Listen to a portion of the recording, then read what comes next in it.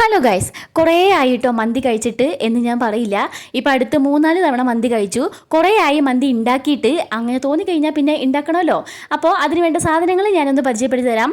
മല്ലി, കുരുമുളക്, ജീരകം, ഗ്രാമ്പൂ, ഏലക്ക, കറുവപ്പട്ട, പിന്നെ ഉണക്കനാരങ്ങ ഉണ്ടല്ലോ, അതും കൂടെ ഞാൻ പിച്ചിട്ട് കൊടുക്കുന്നുണ്ട് കേട്ടോ. അത് നമുക്ക് നന്നായിട്ടൊന്ന് വറുത്തെടുത്ത് പൊടിച്ചെടുക്കണം. അപ്പം ഞാൻ നന്നായിട്ട് തന്നെ പൊടിച്ചെടുത്തിട്ടുണ്ട്. ഇനി അതിലേക്ക് കാശ്മീരി മുളക് പൊടി, ഓയിൽ, ഒരു പകുതി നാരങ്ങയുടെ നീര്, ഇതും കൂടെ ചേർത്തിട്ട് നന്നായിട്ട് മിക്സ് ചെയ്യുക. ഓയിൽ പോരാന്ന് തോന്നുകയാണെന്നുണ്ടെങ്കിൽ കുറച്ചും കൂടെ ഒഴിച്ച് കൊടുത്തിട്ട് അല്പം ഉപ്പും കൂടെ ചേർത്തിട്ട് നന്നായിട്ട് തന്നെ യോജിപ്പിച്ചെടുക്കുക. ഇനി കഴുകി വെച്ച ചിക്കൻ ഉണ്ടല്ലോ, അത് നമ്മളൊരു കോർക്കായിട്ട് കുത്തി നോവിക്കുക. അങ്ങനെ കുത്തി നോവിച്ച ചിക്കനിലേക്ക് ചിക്കൻ സ്റ്റോ പിച്ചി ഇട്ട് കൊടുക്കുക. ഇനി നമ്മൾ തയ്യാറാക്കിയ മസാലയും കൂടെ ചേർത്തിട്ട് നന്നായിട്ട് തേച്ച് പിടിപ്പിച്ച് ഒരു 10-25 മിനിറ്റ് ഫ്രിഡ്ജിൽ കയറ്റി വെക്കണം കേട്ടോ. ഞാനിവിടെ 1 കിലോ മന്തി റൈസാണ് എടുത്തിട്ടുള്ളത്. ഏകദേശം 1.5 കപ്പോളം ഉണ്ട് കേട്ടോ.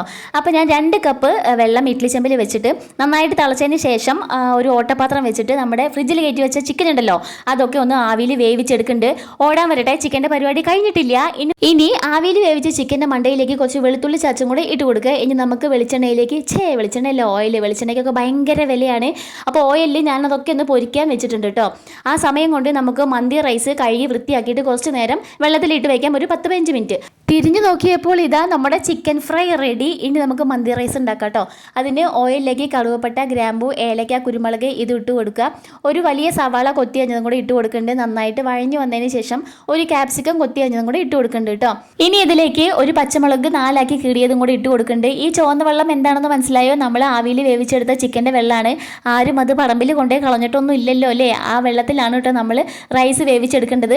അങ്ങനെ നന്നായിട്ട് തിളച്ച് വരുമ്പോൾ നമ്മൾ റൈസ് ഇട്ട് കൊടുക്കുക. ഒരു നാരങ്ങയുടെ പകുതി പിഴിഞ്ഞു കൊടുക്കുക. അല്പം ഉപ്പും കൂടെ ചേർത്തിട്ട് മൂടി വെച്ച് വേവിച്ചെടുത്ത് കഴിഞ്ഞാൽ നമ്മുടെ റൈസ് ഇവിടെ റെഡിയായി. ഇറക്കാൻ നേരത്ത് കുറച്ച് മസാലയും കൂടെ മേലെ തൂവി കൊടുക്കാം. വേണമെങ്കിൽ ചാർക്കോളൊക്കെ പുകയ്ക്കാട്ടോ, അതിനുള്ള ക്ഷമയൊന്നും ഉണ്ടായിരുന്നില്ല. ഇനി ഇറക്കി വെച്ച മന്തിയിലേക്ക് ചിക്കൻ വെച്ച് കൊടുക്കുക. കുറച്ച് ഉള്ളിയും കൂടെ ഞാൻ വെച്ച് കൊടുത്തിട്ടുണ്ട്. ഇനി ഒരു പ്ലേറ്റിലേക്ക് മാറ്റുക, വാരി വലിച്ചങ്ങോട്ട് കഴിക്കുക. അപ്പോൾ ഇത്രയേ ഉള്ളൂ. സബ്സ്ക്രൈബ് ചെയ്ത് കൂടെ മറക്കരുത്. അടുത്ത വീഡിയോയിൽ കാണാം. ടാറ്റാ.